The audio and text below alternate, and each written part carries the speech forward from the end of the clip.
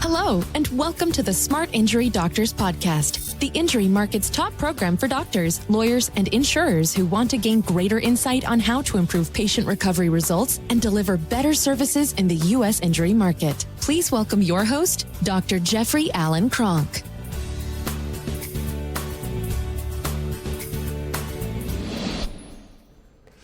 Hey doctors, what I want to talk about today is a question that comes up from attorneys and it comes up from doctors.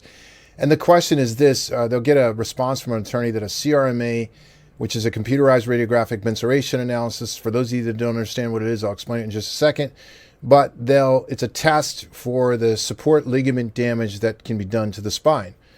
And so it's pretty much the only way you can determine how much damage there is to the support ligaments to the spine. And doctors that use it sometimes will get this comment from attorneys, hey, this doesn't really make any difference pre-lit to us. And they don't know what to do with it. So I want to address that today because it's very, very simple to understand once you start looking at it. So let's start from the beginning a little bit. First of all, an MRI study does not do anything pre-lit. The MRI study itself doesn't do anything. A CT scan does not do anything pre-lit. The scan itself does not do anything for pre-lit. If a person comes back with a negative CAT scan, it doesn't do anything pre-lit. It doesn't enhance any claim value because there's nothing on it. If it comes back with a fracture, it's the diagnosis itself, not the CT scan and not the CT report. It's what's in the report that allows for a diagnosable condition to be diagnosed.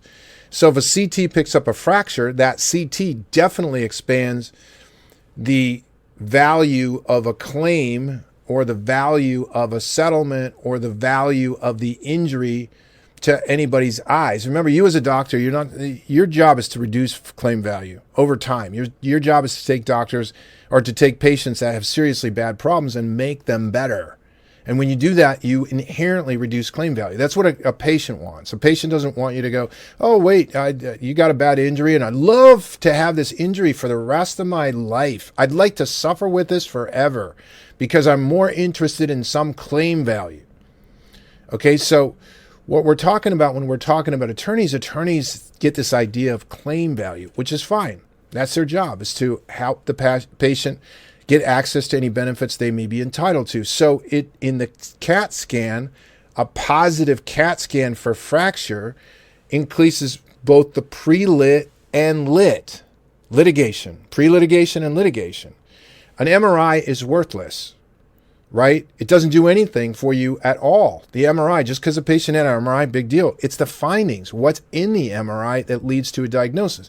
So if an MRI has a disc herniation, there's more value because there's more injury. If they have no disc herniation, there's less value because there's less injury being depicted. It's no different for a CRMA. Now, what is a CRMA? CRMA is a trademark term of spinal kinetics. The reason why we trademarked the term, and I happen to be the CEO of Spinal Kinetics, is because we wanted to separate ourselves out from other means of doing a study. We wanted to have the highest level using the most advanced technology to do this. We wanted it to be an independent. We wanted to be a third party. We wanted to be a medical study done by medical providers, but done by medical radiologists. We wanted to separate ourselves out. We wanted to increase the professionalism of excessive motion testing. The reason why we wanted to do that is because we want to help to evolve it as a standard test in the whole U.S. spinal injury market. And we don't want to be bogged down by some of these other procedures or some of these other softwares that are inherent with problems. So we want to separate ourselves. So when we talk about a CRMA, it's an excessive motion test. Excessive motion is how you tell how badly damaged the support ligaments to the spine are. Remember, the spine is just two parts. It's just bone and connective tissue. The connective tissue are 220 in nature and a lot of micro ligaments. And of the macro ligaments, or the 200 macro ligaments, 23 are discs. The rest are support ligaments. The support ligaments are designed to keep the disc in place and also the other parts in place. So it's not disruptive or interfering with the common function of the nerve or the cord itself. And when you have dysfunction of the nerve, all kinds of symptoms come up. Right? When you have a disc herniation, there's basically two. When you have the support ligaments, there's a myriad of symptoms that comes up. So when somebody says a CRMA or an excessive motion test is not valuable pre-lit, they're basically saying the X-ray study itself is not valuable pre-lit.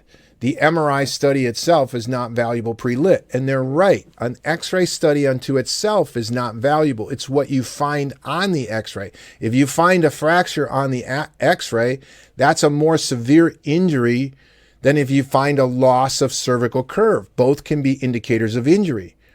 If you have a fracture on, let's say I have a 70% compression fracture at C5 and C6, okay, that's going to trump the fact that there's ligament damage that causes excessive motion that's greater than 3.5 millimeters of translation, right? That fracture is probably a more senior injury. So it's what you get. It's what leads to the diagnosis. An excessive motion study determines that you have a sprain.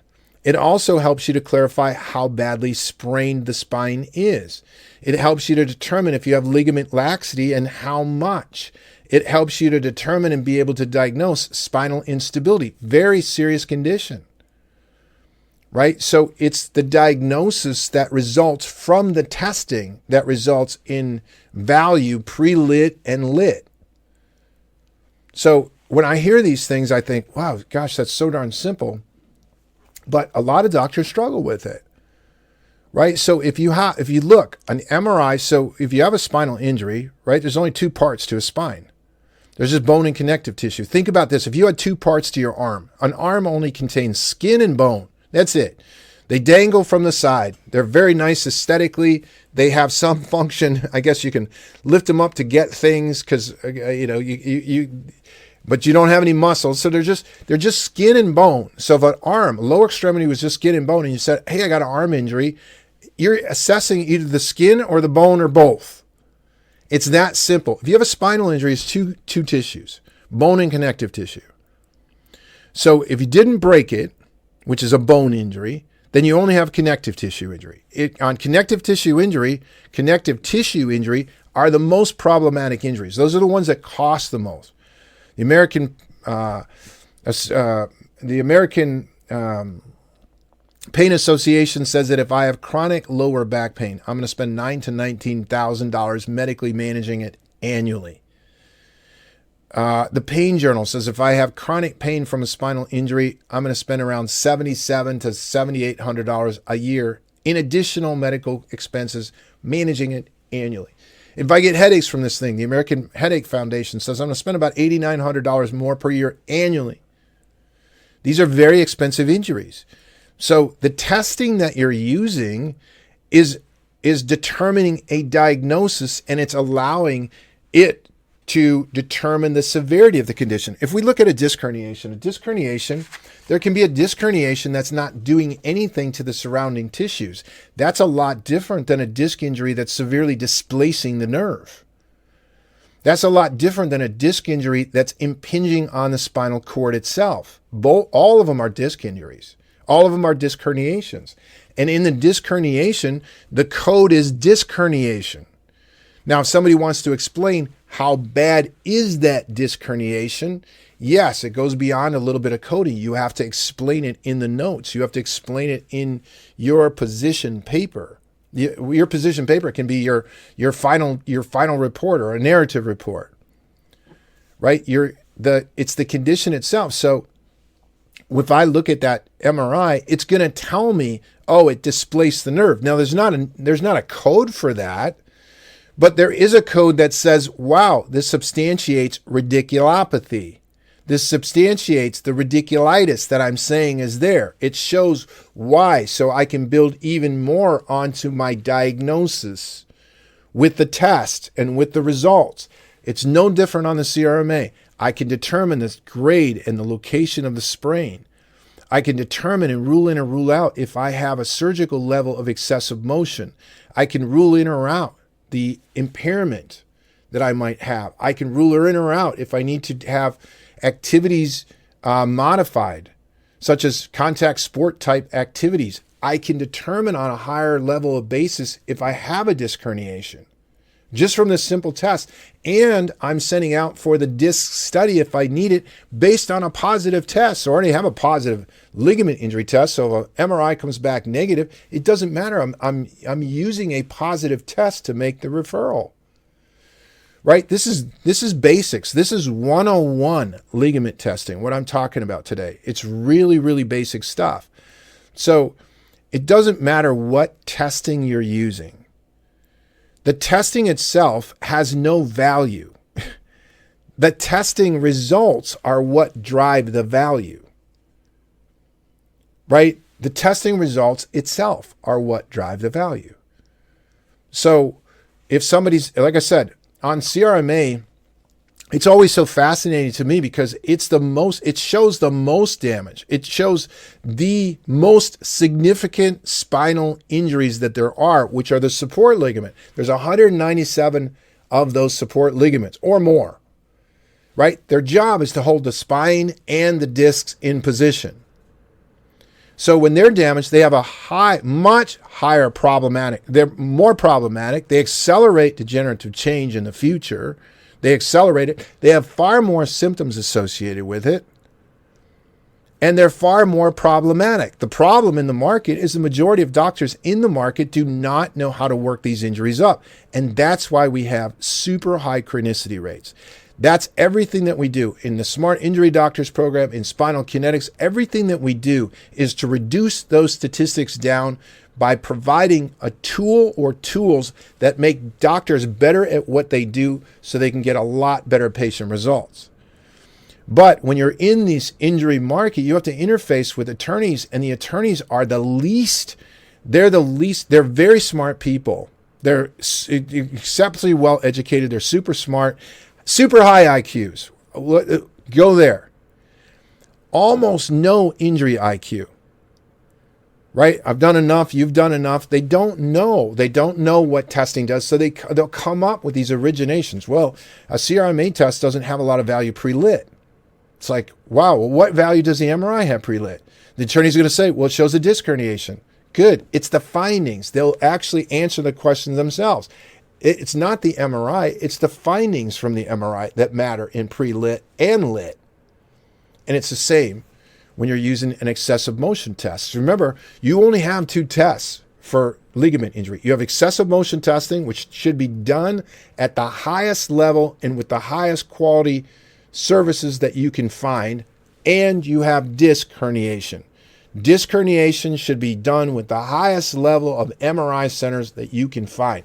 Locate the best service. Don't shortchange your patients. Don't shortchange the process. Doctors, we have a program called the Smart Injury Doctors Program. Anybody can call us at 800-940-6513 and find out more about it. We also have a program. It's very easy if you want to find out more information. We have a personal injury performance call. Let's see how your clinic's performing. We have 21 areas that we help you to look at where you could be performing to attract more injury patients to your clinic.